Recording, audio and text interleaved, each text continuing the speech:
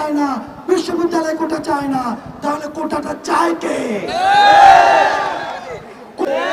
একদিনের জন্য আমরা এটি বরদাস্ত করব না। রাষ্ট্রযন্ত্রের বিভিন্ন বিভাগের এই একযোগে নাটক আর বরদাস্ত করা হবে না।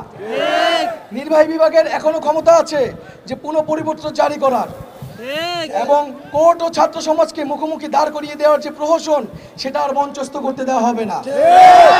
আমরা আমাদের আন্দোলন চালিয়ে যাব, আদালত তাদের কার্যক্রম তার মতো চালিয়ে যাবে।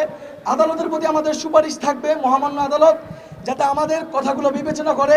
এবং নির্বাহী বিভাগকে আমরা প্রশ্ন করতে চাই যে 18 সালে তারা কি এমন পরিপত্র জারি করলো যেটা 5 বছরের মধ্যে বাতিল হয়ে যায়? তাহলে সেই পরিপত্রের মধ্যে তাদের ভুল রয়েছে। তারা যথাযথ বিধিবদ্ধভাবে সেই পরিপত্র জারি করতে পারে নাই, এবং শিক্ষার্থীদের আন্দোলনের সাথে এটা প্রহসন করা হয়েছে। আমরা এই প্রহসন মানি না। আমাদের যে আন্দোলন, 4 দফার আন্দোলন, সেই আন্দোলন চলমান থাকবে। এবং এখন পর্যন্ত নির্বাহী বিভাগ বা সরকারের উচ্চপদস্থ থেকে আমাদের সাথে কোনো ধরনের যোগাযোগ করা হয় না। অদৃশ্য শক্তি বলে এই কোটা বহাল রয়েছে। আমরা এই অদৃশ্য শক্তির হাত আমরা ঘুরিয়ে দিব। চাষার ছেলে চাষা থেকে যাবে, মজুরের ছেলে মজুর থেকে যাবে, রাজমিস্ত্রির ছেলে রাজমিস্ত্রি থেকে যাবে। তাদেরকে আমৃত্যু শোষণ করা যাবে। এই ধরনের ব্যাকডেটেড চিন্তা থেকে কিভাবে উন্মুক্ত পাও দিয়ে তাদের সাথে যুদ্ধ করতে হয়, আমরা সেটা লিগেসি বহন করছি।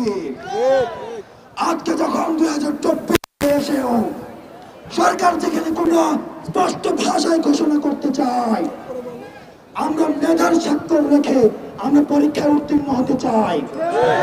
সংবিধানের কথা যে কোন বিশেষ সুযোগের সমতা মানি, একটা বিশেষ গোষ্ঠীর জন্য বিশেষ কোন সুযোগের অনুপস্থিতি ও সুযোগের সমতা মানে কি আমি ধরবো জন্মই আমার অজন্ম পাপ?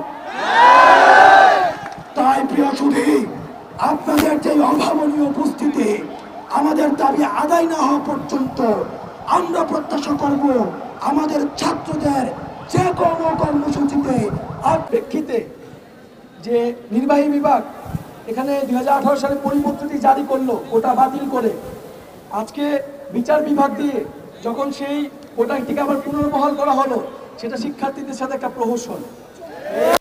এবং এই যে রাষ্ট্রযন্ত্রের মধ্যে সমন্বয়হীনতা, তার নির্বাহী বিভাগ একটি আদেশ দিচ্ছে এবং বিচার বিভাগ সেই আদেশটি বাতিল করে দিচ্ছে।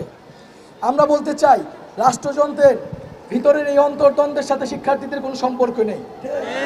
তারা নিজেদের মধ্যে সমন্বয় করুক এবং শিক্ষার্থীদের দফাগুলোকে বিবেচনা করে দ্রুত সময়ের মধ্যে সেটি পূরণ করে দিক।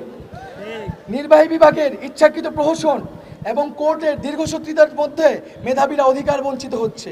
এই সময়ে আমরা রবিবারের আমাদের মাঠের কর্মসূচি ঘোষণা করব দফার ভিত্তিতে, এবং সারা দেশে সমন্বয় করা হবে।